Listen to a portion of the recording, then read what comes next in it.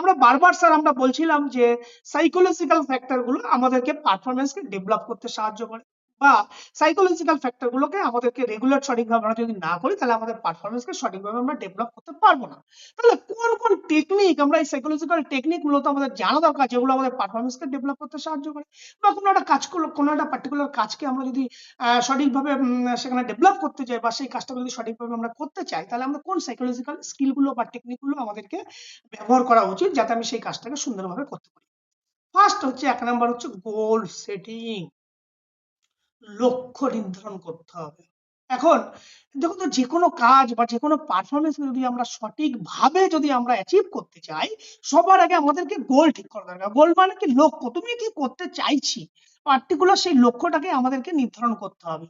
না, আমার কোনো কম্পিটিশন আছে, সেই কম্পিটিশনটা কবে আছে, সেই কম্পিটিশনকে আমি অ্যাচিভ করতে গেলে এই কম্পিটিশন থেকে আজ থেকে কতদিন বাকি, সেই মতো করে আমাদেরকে প্ল্যান করতে হবে। ধরো সাপোজ তোমাদেরকে আমরা একটা এক্সাম্পল দিচ্ছি, এই গোল সেটিং হতে গেলে সবার আগে আমাদের ফোকাস ঠিক করতে হবে।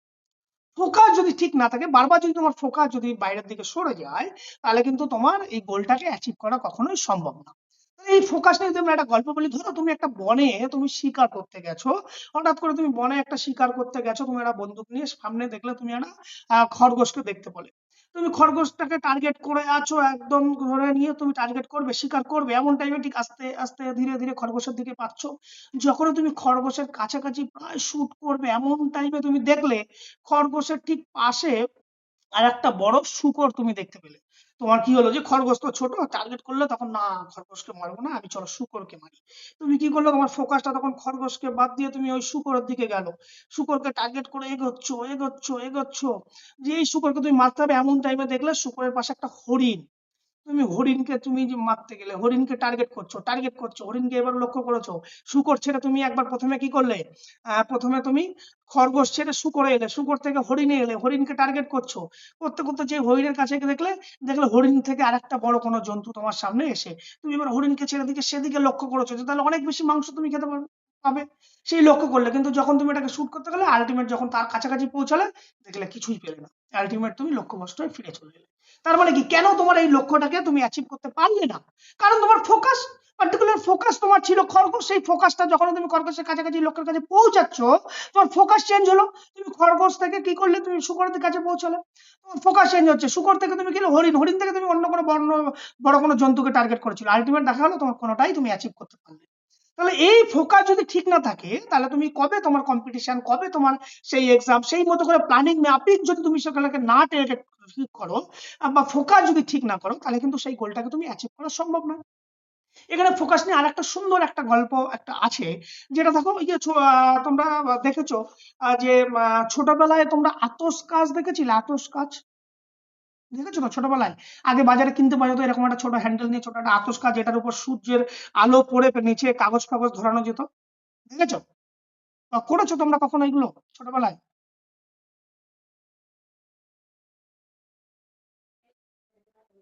কেউ করনি এরকম, যে সূর্যের আলো সেই লাইটের উপর আলোটা ফেলে, সেখান থেকে একটা তীক্ষ্ণ আলো সেই কাগজের উপর হ্যাঁ পড়ে, স্যার, করেছি। হ্যাঁ, তাহলে সেই কাগজটা আলোটাকে জ্বলে যায়।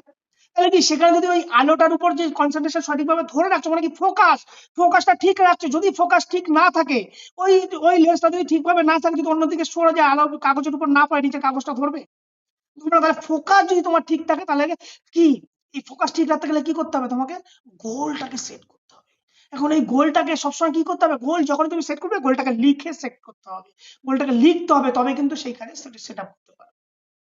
সেকেন্ড হচ্ছে তোমাদের মেন্টাল ইমাজারি বা ভিজুয়ালাইজেশন বা মেন্টাল প্রসেস, যাই বলি না কেন আমরা। মেন্টাল প্রসেস কি?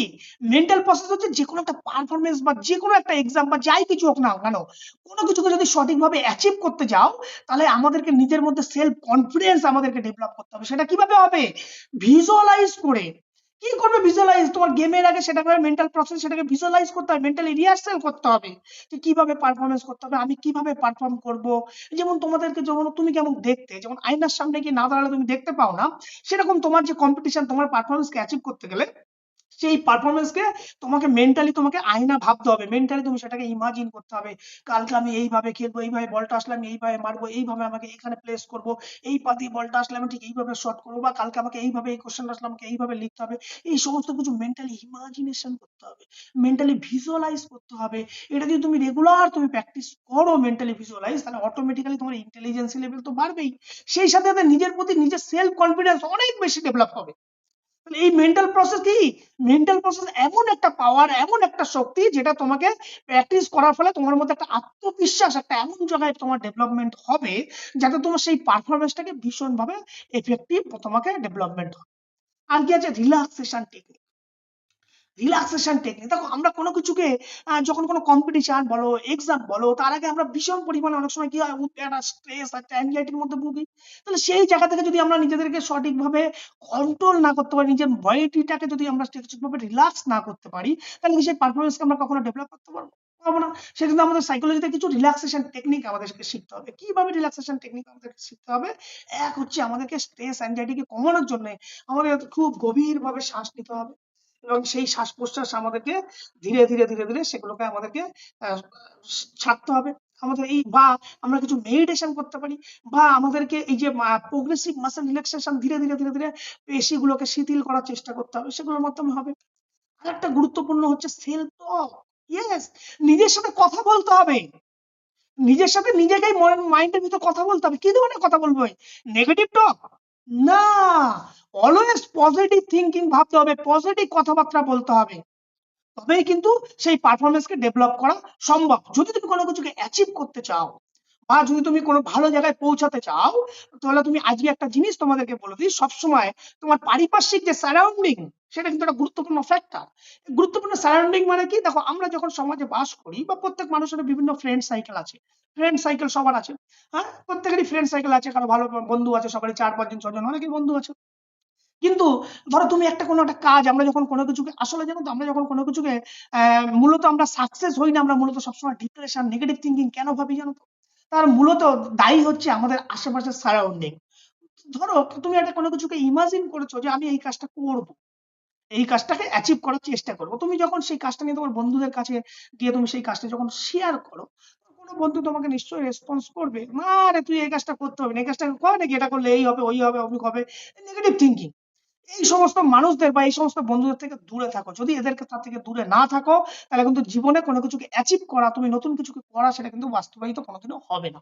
তাহলে এই যে সেলফ টক, এমন তোমার সারাউন্ডিং চারপাশে রাখো যে তোমাকে সাপোর্ট করবে, কিন্তু একটা কংক্রিট একটা তোমাকে ধারণা সে দেবে। হয়তো তোমার এমন বন্ধু হতে, হ্যাঁ তুমি এটা করতেই পারিস, কিন্তু একটা একটুখানি ভেবে নিয়ে এটাকে করো। কিন্তু কেউ যদি ধরো তোমাকে সবসময় নেগেটিভ ধরনের কথাবার্তা বলে, নেগেটিভ থিঙ্কিং দেয়, তাহলে নেগেটিভ ইনফ্লুয়েন্স তোমার মধ্যে কিন্তু তোমাকে পারফরমেন্স থেকে ডিক্রিজ করবে, তোমার মধ্যে স্ট্রেস অ্যাংজাইটি আরো দ্বিগুণ বাড়িয়ে দেবে। তাহলে এমন এমন সারাউন্ডিং এ তুমি থাকো, এমন বন্ধু বান্ধব তৈরি করো, যাদের মধ্যে সবসময় পজিটিভ বা ইতিবাচক বা উৎসাহমূলক কথাবার্তা দেয়, যার মধ্যে তোমার মধ্যে সেলফ কনফিডেন্স বাড়বে। বা নিজের সাথে নিজেকে কথা বলো, self talk, yes I can do it, এই পারবো, আমার দ্বারা সম্ভব।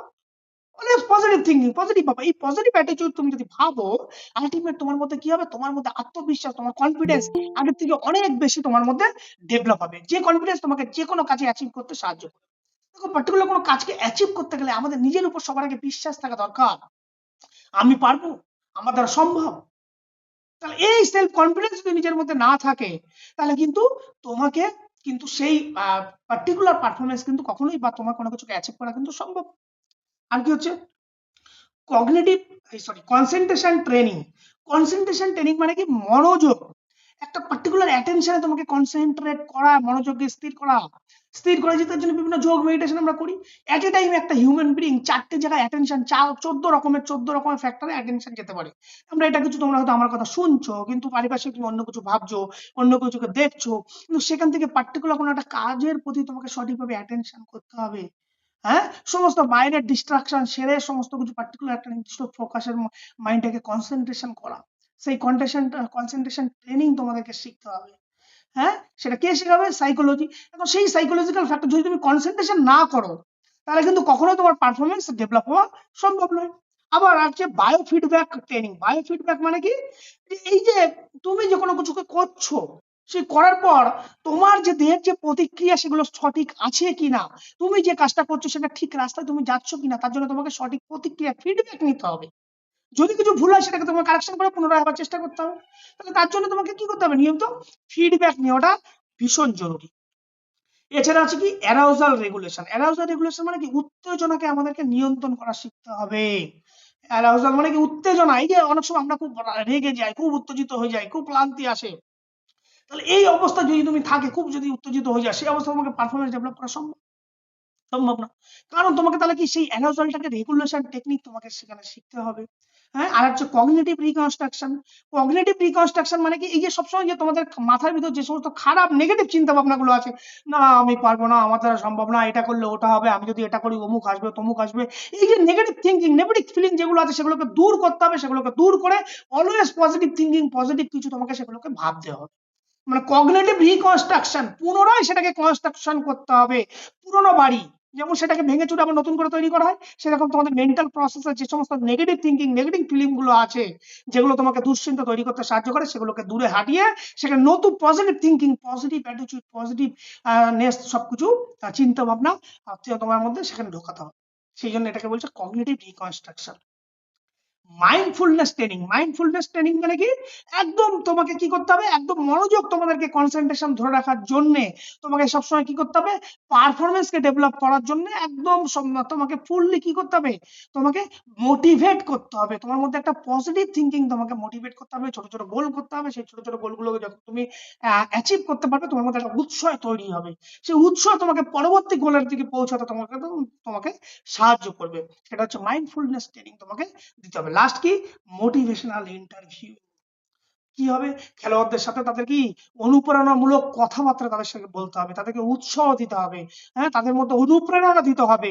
তবেই কিন্তু এই সাইকোলজিক্যাল এই ফ্যাক্টর গুলো যদি আমরা প্র্যাকটিস করি, বা অ্যাথলিটদের যদি আমরা এগুলোকে রেগুলেট করতে পারি বা শেখাতে পারি, তবেই কিন্তু একজন পারফরমেন্স ডেভেলপ করা সম্ভব। একটা কমন কথা আছে সাইকোলজিতে, যেটা যোগী বেরা বলেছে, যে একজন অ্যাথলিটের পারফরমেন্স ডেভেলপ করার জন্য বা একটা সফল পারফরমেন্স যদি সঠিকভাবে হয়, তার 90% তার ফ্যাক্টর ডিপেন্ড করে তার সাইকোলজিক্যাল ফ্যাক্টর গুলো, 10% ডিপেন্ড করে অনলি ফর তার ফিজিক্যাল এবিলিটি। কি ক্ষেত্রে বলছে, ধরো তুমি খুব ভীষণ ভালো অ্যাথলিট, ভীষণ প্র্যাকটিস করেছো, ভীষণ পারফরমেন্স, হঠাৎ করে ডিউরিং তোমার কম্পিটিশনের আগে তুমি কোনো নেগেটিভ কোনো ইনফ্লুয়েন্স তোমাকে দেওয়া হলো, নেগেটিভ কোনো খবর তোমাকে বলা হলো, তুমি খুব ডিপ্রেশনে চলে গেলে, তোমার ওই পার্টিকুলার গেমের প্রতি কোনো কনসেন্ট্রেশনই নেই, তুমি কি সেখানে পারফরমেন্স করতে পারবে? কখনোই পারবে না। সেই জন্য বলছে 90% depend on your psychological factor. এই সাইকোলজিক্যাল ফ্যাক্টর গুলোকে ডেভেলপ করতে গেলে এই সমস্ত সাইকোলজিক্যাল ট্রেনিং এর মাধ্যমে কিন্তু আমরা ডেভেলপ করতে পারবো। এই সমস্ত ট্রেনিং গুলোকে আমাদেরকে ভালো করে শিখতে হবে। এইবার যদি